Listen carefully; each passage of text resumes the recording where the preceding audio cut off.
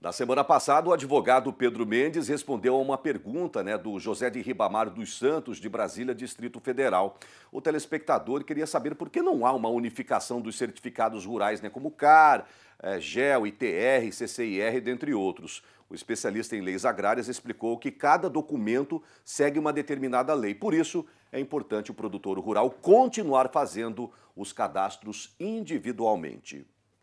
Hoje vamos falar de multa ambiental. Você sabe quais são os requisitos mínimos para que o produtor rural tenha uma boa segurança jurídica se acaso for multado?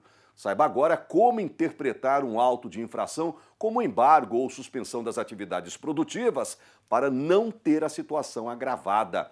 Saudações, Pedro Mendes. Saudações, Mauro, e a todos que acompanham.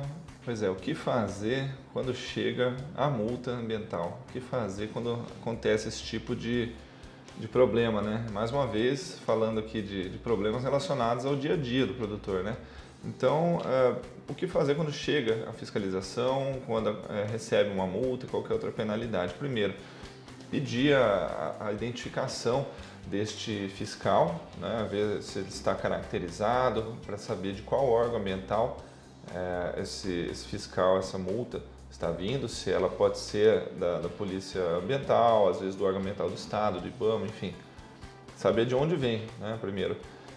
E depois responder as dúvidas do fiscal, acompanhar a toda a fiscalização e responder as dúvidas conforme todas as informações que nós já discutimos aqui no quadro, aqueles cadastros, ter os documentos. Se não tiver os documentos em mãos, fornecer os números dos documentos, como CCIR, o número do CAR, o número do técnico que atende a esse produtor, que fez esse cadastro, que muitas vezes o fiscal pode tirar essas dúvidas. Se aquela área tem um passivo ambiental, se aquilo é área de uso alternativo, era vegetação, enfim.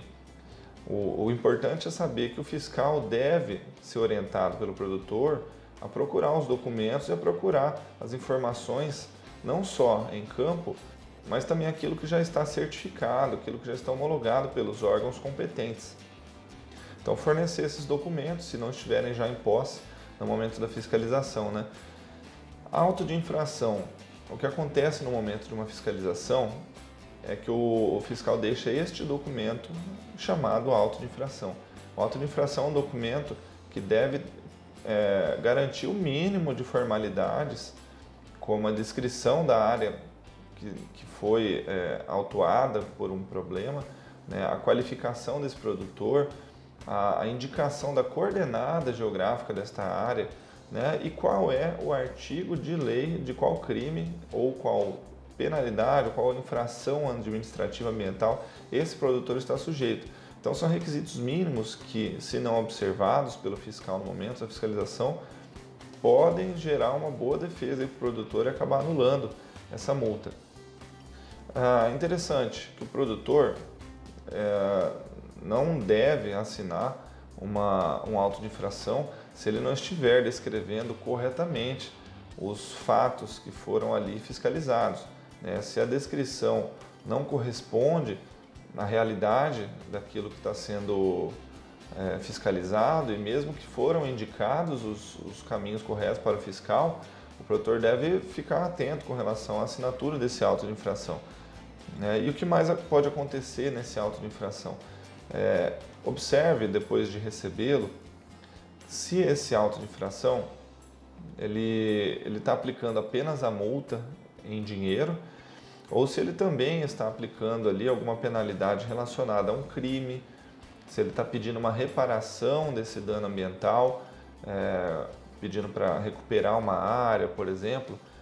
Se esse auto de infração está embargando uma área, ou seja, se ele está determinando que seja fechada aquela localização para que essa área não seja mais utilizada, e até mesmo se ele está suspendendo as atividades produtivas. Então, muita atenção com o auto de infração, porque ele pode trazer num só documento todas essas penalidades. E é claro que nem todas as penalidades estão dentro do auto de infração. Se, por exemplo, ocorrer um embargo de uma área, tem que acompanhar, junto com esse auto de infração, um termo de embargo da área. Então são requisitos mínimos que o produtor, ao receber uma multa, deve estar orientado. Mais importante ainda, não aceite orientações do fiscal a respeito da defesa. O fiscal faz a fiscalização. A defesa, quem faz são os técnicos, são os advogados que devem orientar o produtor a como se defender. Porque muitas vezes, infelizmente, o produtor é orientado a fazer o pagamento da multa com desconto, porque assim ficaria mais fácil, ficaria mais viável. Mas qual é o problema de fazer o pagamento dessa multa? Quando você paga essa multa, você está confessando que cometeu determinada infração administrativa ou criminal.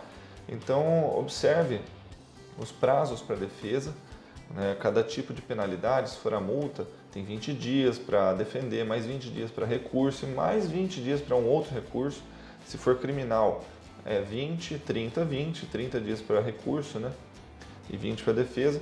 E nesse tipo de processo ou procedimento administrativo que vai tramitar em algum órgão determinado, como o IBAMA, o órgão fiscal do Estado, cada um deles vai ter uma instrução normativa que vai determinar uma ordem processual a ser seguida e ali o produtor apresentar as provas, laudos e tudo que mais couber para poder se defender e dizer se houve ou não uma penalidade ali, né?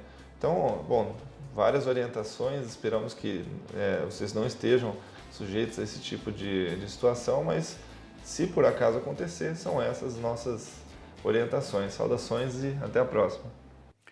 Grande Pedro Putini Mendes, professor universitário, especialista em leis agrárias, ambientais e também advogado, é claro.